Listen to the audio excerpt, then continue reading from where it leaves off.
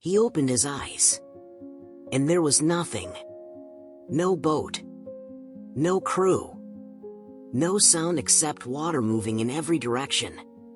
His hands were gripping something hard beneath him. A broken wooden plank, maybe 2 meters long, half submerged and shifting under his weight. His legs dangled into the ocean. Cold. Dark. Unknown. He didn't know how long he'd been there. He didn't know which direction was home. In the Pacific Ocean, the largest, emptiest place on Earth, gave him no answer. His name was Marco. 34 years old. A fisherman his whole life, from a small coastal town in the Philippines. The ocean wasn't a mystery to him, it was his kitchen, his office, his life. He'd been doing this since he was 12 years old, following his father out before sunrise, learning which clouds meant rain and which winds meant stay home. That Tuesday morning, nothing felt wrong. Coffee at 4 a.m. Check the nets. 2 crewmates, Remy and Dante, already on board. Enough fuel for 3 days. Enough food for 5. The sky was clear. The water was flat. Remy cracked a joke about catching a shark. Everyone laughed. By noon they were far out. Further than usual. But the fish had been moving deeper lately, and Marco wanted a good haul. He wanted to bring home something worth the trip. He had no idea that in a few hours, bringing anything home would be the least of his problems. The storm came from nowhere. That's the thing people don't understand about open ocean weather. On land you see it coming, dark clouds gathering, wind picking up, animals going quiet. Out there, you get maybe 15 minutes of warning. Sometimes less. Marco saw the sky change color first. A bruised, yellowish gray that felt wrong. He told Remy to pull in the nets. He started turning the boat. Dante was still below when the first wave hit. It wasn't a big wave. That was the terrifying part. It was just enough to throw the boat sideways. The engine coughed. Marco grabbed the wheel. The second wave came from the other direction, which shouldn't have been possible, but storms don't care about logic. The hull cracked against something. Maybe debris, maybe a pressure wave, nobody would ever know. The third wave took everything. 1 second Marco was holding the wheel. The next he was in the water, lungs full of cold shock, arms swinging at nothing. He surfaced, gasped, turned around. The boat was already broken. Just pieces. He screamed for Remy. Screamed for Dante. Nothing came back except the sound of waves and wind. He grabbed the largest piece of hull he could reach. Pulled himself onto it. It barely held him. He lay flat, shaking, bleeding from somewhere on his head, and watched the storm move on as casually as it had arrived. When the sky cleared, there was no one else in the water. Just him. Just the plank. Just the Pacific. Day 1 was shock. Day 2 was panic. He paddled with his hands, trying to go somewhere, anywhere, but you cannot navigate without tools, without landmarks, without anything to push against. The ocean doesn't care how hard you paddle. It moves you where it wants. By day 3, his lips were cracked. His throat felt like dry sand. He was surrounded by water and dying of thirst. Seawater cannot be drunk, the salt destroys your kidneys, drives you mad. He knew this. He stared at the ocean and knew this.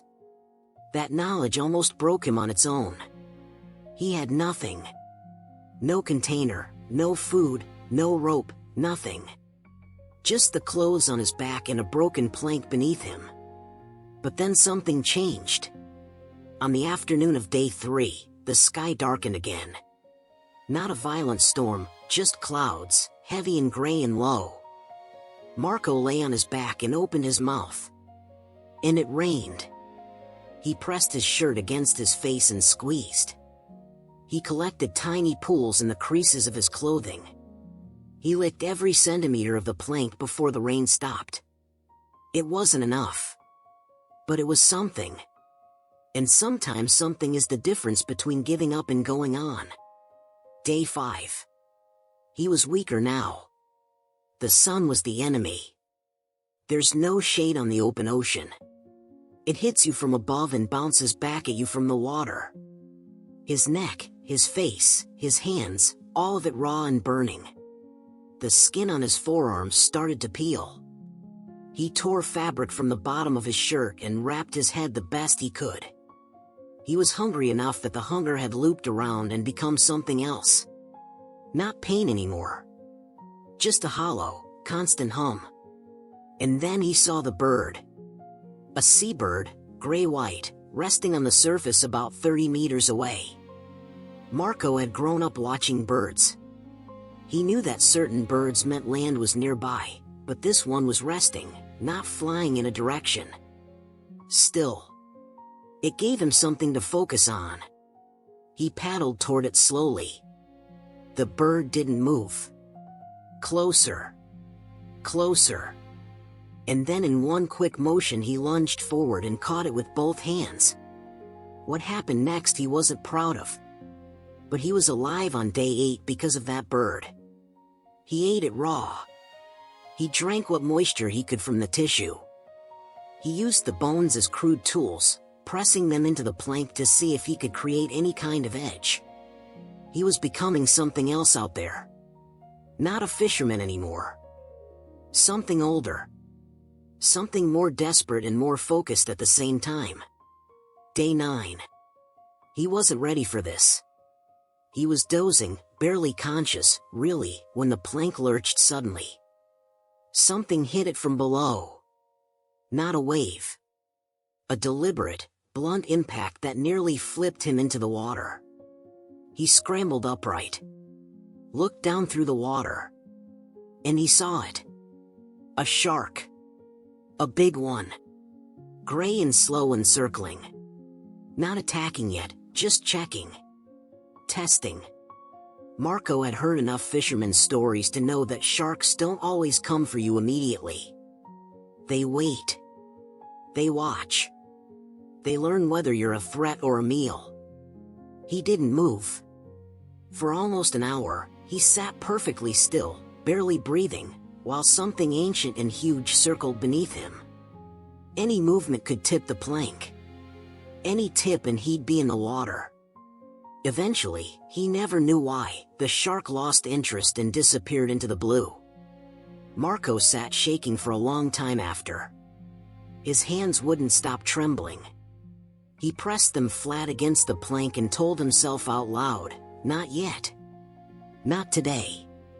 He'd started talking to himself by day 7.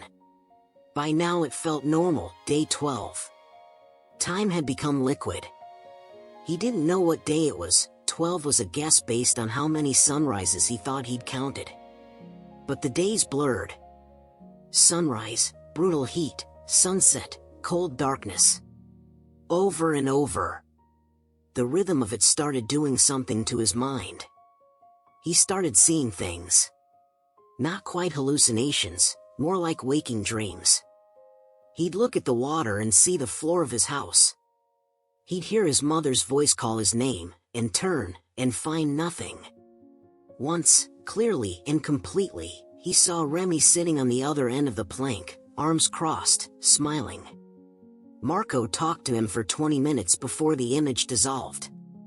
He wasn't sure if that was madness or mercy. What frightened him more than the visions was a thought that kept surfacing at night. What if no one was looking anymore? Search and rescue operations don't last forever. After a week, maybe 2, they mark you as lost. Your family grieves. Life continues without you. You could be alive, screaming into the sky, and already be a memory to everyone who knew you. That thought was worse than the shark. Day 15. And what he found changed everything, or at least, it changed that day. A plastic container, blue, sealed, floating past him in the early morning. He nearly missed it. His eyes were so used to finding nothing that they almost filed it under ocean noise and moved on. But something in him reacted, and he threw himself off the plank and swam hard. He got it. Sealed tight. He pried it open with a shaking finger. Inside, a waterproof bag with a folded emergency thermal blanket, a small strip of tape, and most impossibly, a half-full bottle of fresh water. He drank it in 4 seconds and spent the next hour crying. He never found out where it came from. Fallen from a vessel, lost in a storm somewhere, drifting for who knows how long. It didn't matter. It was real. The blanket became his shade during the day and his cover at night. It changed his odds more than anything since the rain. But survival doesn't reward you. It just resets the clock. Day 19. His body was shutting down in small ways. He could feel it. His joints ached constantly. His vision at the edges went gray sometimes when he sat up too fast. His thoughts moved slowly, like something wading through mud. He calculated, in the way people do when they're trying to stay rational, that he probably had a few more days before his body simply stopped cooperating. He made a decision. He would use his last energy to signal, not survive. Staying low and quiet had kept him calm but invisible.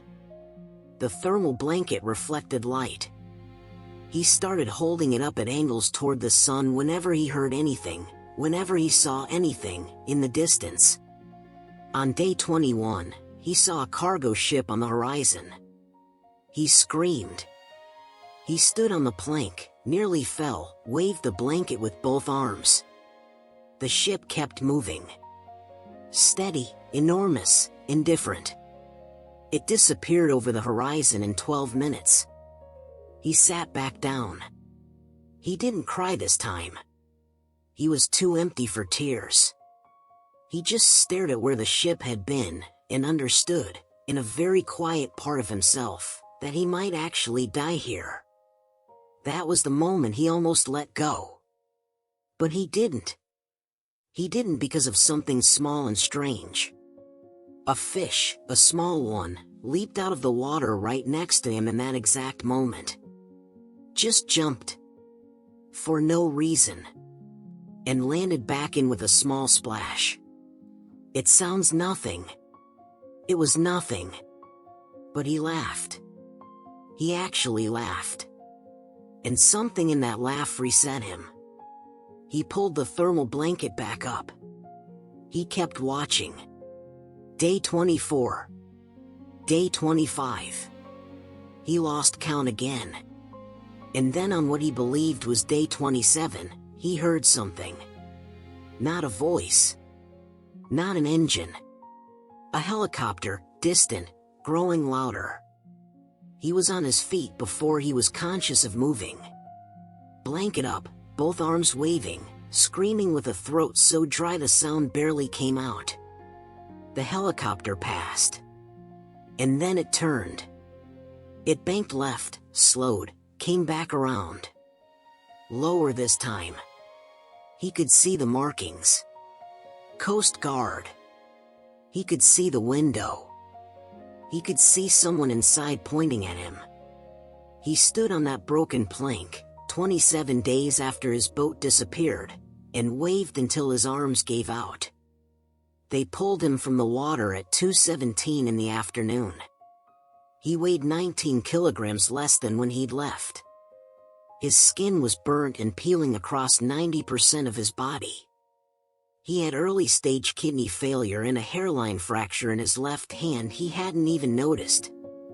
He was alive. In the hospital, 3 days later, when he could finally speak properly, a reporter asked him what he thought about during those 27 days. What kept him going? He was quiet for a moment. Then he said, "I kept thinking about small things. Not big things. The coffee at 4 in the morning. The way the harbor looked before sunrise. The joke Remy made before the storm. I didn't survive for something grand.